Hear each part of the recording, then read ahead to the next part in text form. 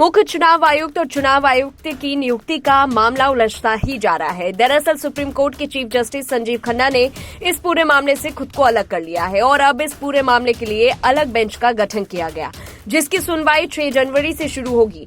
गौरतलब है कि 2 मार्च 2023 को सुप्रीम कोर्ट ने ऐतिहासिक फैसला सुनाया था, जिसमें कहा गया था कि मुख्य चुनाव आयुक्त और चुनाव आयुक्त की नियुक्ति 3 सदस्यीय पैनल की तरफ से की जाएगी। इसमें प्रधानमंत्री, विपक्ष के नेता और सुप्रीम कोर्ट के चीफ जस्टिस शामिल होंगे।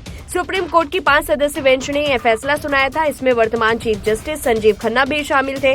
हालांकि 21 दिसंबर 2023 को सरकार ने एक नया विधेयक पारित किया, जिसमें चीफ जस्टिस को पैनल से हटा दिया गया और उनकी जगह एक केंद्रीय मंत्री को शामिल किया गया। इसे प्रधानमंत्री चुनेंगे।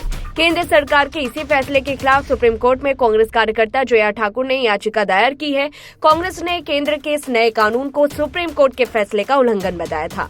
कांग्रेस कार्यकर्ता जया ठाकुर ने इससे संबंधित एक याचिका दायर की है। जया ठाकुर ने अपनी याचिका में आरोप लगाया है कि धारा 7 और 8 स्वतंत्र और निष्पक्ष चुनाव के सिद्धांत का उल्लंघन है, क्योंकि यह चुनाव आयोग के सदस्यों की नियुक्ति के लिए स्वतंत्र तंत्र प्रदान नहीं करता है।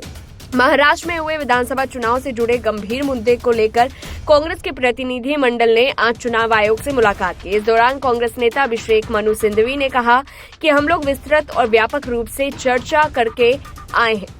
हमारे गंभीर मुद्दे हमने उनके पास रखे। चुनाव समतल जमीन पर होना चाहिए, नहीं तो संविधान पर आघात होता है। हमारे मुद्दों पर तथ्य देना चाहिए चुनाव आयोग को। उन्होंने कहा कि वोटर्स की कमी हुई है। महाराष्ट्र में उसके जो तौर तरीके हैं, उसके प्रक्रिया के लिए हमने डेटा मांगा है। वोटर लिस्ट में जो एडिशन हुआ है, लोकसभा और विधानसभा चुनाव में लगभग 47 लाख लोग जुड़े हैं, इसका औचित्य हमने चुनाव आयोग से पूछा है और पूरा प्रमाण और डेटा मांगा है। उन्होंने कहा कि चुनाव आयोग ने आज ईवीएम और पोलिंग के डेटा को लेकर कांग्रेस के काफी कंफ्यूजन दूर कर दिए हैं, जो अभी भी बाकी है। उनका लिखित में जवाब दिया जाएगा। बता दें कि कांग्रेस की तरफ से महाराष्ट्र के चुनाव को लेकर जो शिकायतें की गई थी, उन्हें लेकर और उनका जवाब देने के लिए चुनाव आयोग ने आज कांग्रेस नेताओं को बुलाया था। और इस दौरान अभिषेक मनु सिंघवी, नाना पटोले, मुकुल वासनिक समेत कांग्रेस के 9 नेता चुनाव आयोग के दफ्तर पहुंचे थे। इस दौरान कांग्रेस के 3 सवाल थे। पहला कि चुनाव से पहले वोटर लिस्ट में बड़ी संख्या में नाम काटे गए। दूसरा कि वोटर लिस्ट में 47 लाख वोटर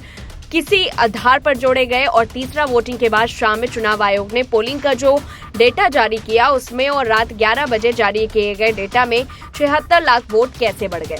कांग्रेस के नेताओं का कहना था कि महाराष्ट्र की 118 विधानसभा सीटों पर विधानसभा चुनाव में लोकसभा चुनाव के मुकाबले करीब 25,000 ज्यादा वोट पड़े हैं और ये अप्राकृतिक रूप से बढ़त है। इन 118 सीटों में से 102 सीटों पर महायुति की जीत हुई, इसीलिए उन्हें चुनाव प्रक्रिया में गड़बड़ी का शक है। चुनाव आयोग ने कांग्रेस नेताओं के सारे सवालों का जवाब दिया।